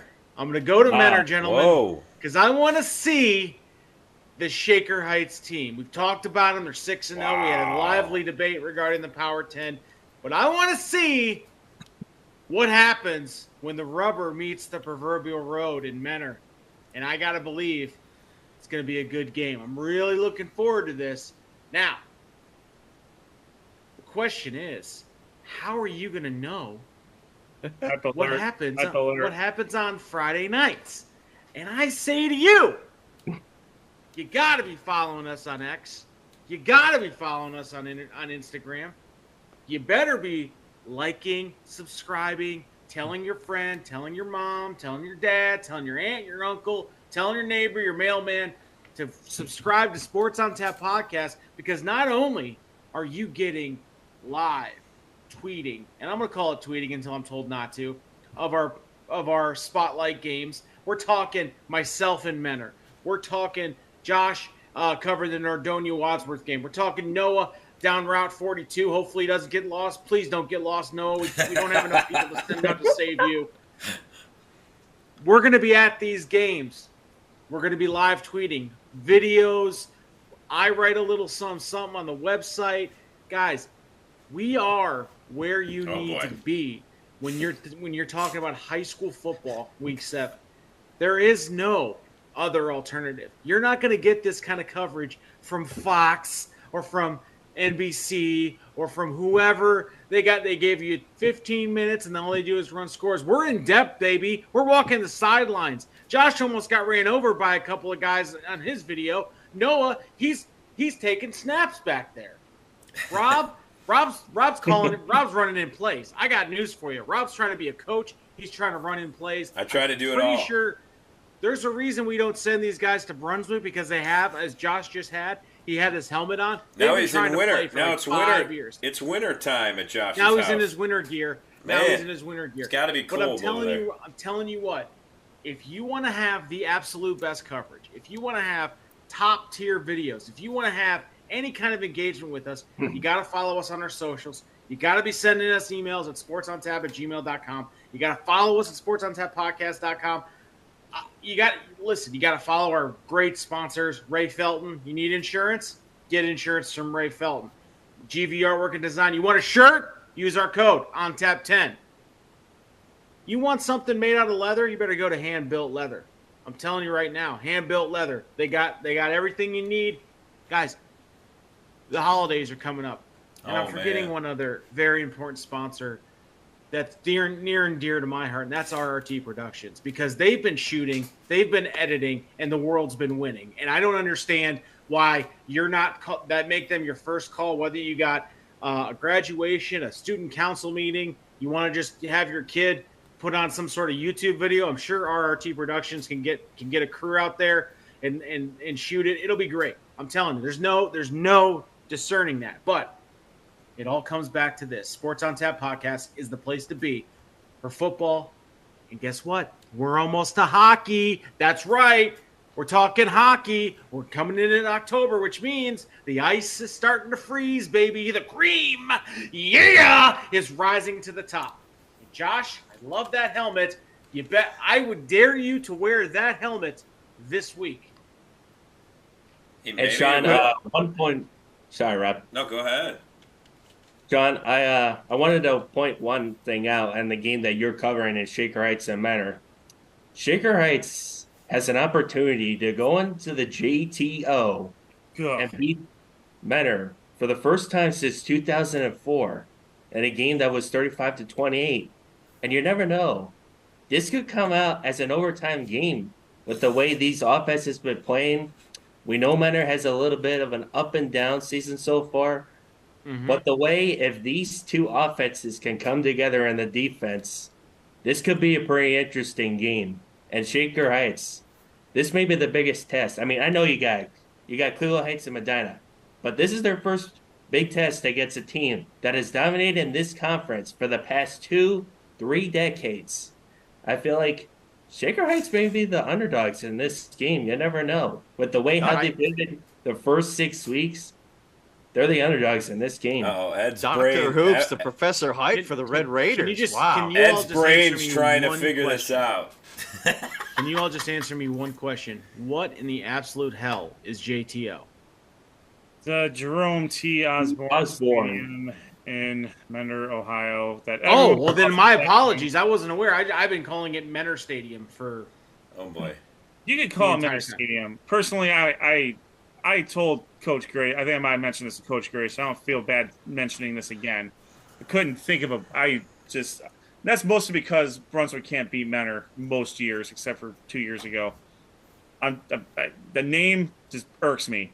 It does, but it is what it is. So it's what the stadium is called. So I cannot. That it is. You are not wrong in calling it the JTO, because that's what it's called. Josh, wear the helmet this week. I want a picture of you in the helmet at Josh. Fredonia. What you should try to do is get in pregame warm-ups. Let's see if you run some routes. I want to see some routes out of Josh. I could get out. Listen, I could get out there and run some routes. I think I might have to wear this helmet because I don't think it's going to come off my head right now. Well, you've signed your own death warrant now. You're going to have to sleep in that. I mean, this is an old school Wadsworth helmet that had acquired a long time ago. Not to say that they're going to win, but I figured since I'm covering the Suburban Natty right now, I might want to represent just a little bit. I did have my old Brunswick helmet on.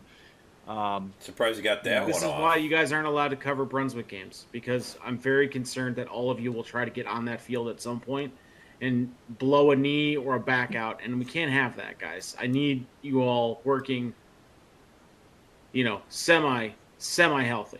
Well, I will say one thing. We did have a YouTube comment, not to switch gears a little bit. God. Danny Grayson says he wants to shout out to his son, Danny Grayson Jr. He's the right tackle for Valley Forge, number 53, as they had a big win versus. Did we do the Danny Grayson update? We did do the Danny Grayson update. Oh, did you? Guys, did we do the Buckeye recap yet? Sorry. Yep, right after the Danny Grayson update. What I didn't do was mention that his dad gave us the stat, but I did mention that Danny Grayson did have 8 tackles during the Valley Forge the Valley Forge recap. So, but good job out of you. That information was provided to us by Danny Grayson. So fantastic. That's exactly what we need from you, from everyone who's watching us. Either hit us up on the chat or send us a message or send us a note at sportsontapodcast@gmail.com. Some stats that you want read for your favorite player or for your favorite team. We will read them. We just need the information, and which sometimes it's hard to come by. So the information we get, we will do our best to get it on the air, and that's exactly what happened today. Rob mentioned that right before the show, and I worked it in seamlessly. So it's exactly how it should work. So with that, again, make sure you're following us on Twitter at SOT Podcast. Find out we are going to be at the following 3 games. Nordonia versus Wadsworth. That game will be at Nordonia. Strongsville against Medina. That game will be at Strongsville. And Mentor will be hosting Shaker Heights.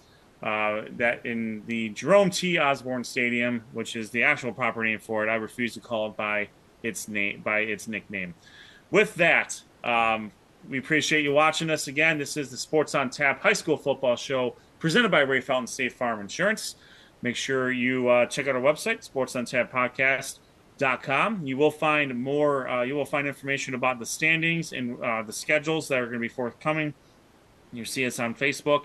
Well, obviously, follow us on YouTube, and make sure you check us out on Threads and Instagram. For Rob Troutman, Noah Jacobson, Sean Duffy, and Josh Jeffy, my name is Ed Dick. Stick around for more word from our sponsors. You are watching Sports on Tap, presented by Ray Felton State Farm Insurance, and we will see you on the other side. Sports on Tap's high school football coverage is on every Monday night at 7:30 p.m. Watch live on YouTube and make sure to subscribe. Sports on Tap's high school football coverage is presented by Raymond Felton State Farm. With the auto insurance market constantly changing, call a professional that will put your needs first. Ray Felton State Farm is a team of licensed professionals that will assess your risk, explain coverage in detail, and assure you understand what would happen if you ever found yourself in a claim situation. You can visit rayfelton.com or call their office at 234-284-2996 for a free quote on your home, auto, renters, and life insurance needs. Whether you're hosting a corporate event, wedding, conference, concert, or any other special gathering, our comprehensive range of services will exceed your expectations and elevate your event to new heights. RRT Productions. We shoot, we edit, you win. Visit our website at www.rrt-productions.com. Hand-and-built leather goods. Leather goods built for life. Made by hand in the USA, all goods are made with veg-tanned leather. Some of the best quality around and made by a U.S. veteran. Check out their website, www.handbuiltleather.com. GV Art and Design is a creative boutique specializing in original artwork, design, and apparel. With 4 locations in Lakewood, Avon, Willoughby, and Kent, you can visit their store and check out their collections including Cleveland sports teams, Ohio colleges, and much more. Use the code ONTAP10 for 10% off your order. GV Art and Design, original and one of a kind.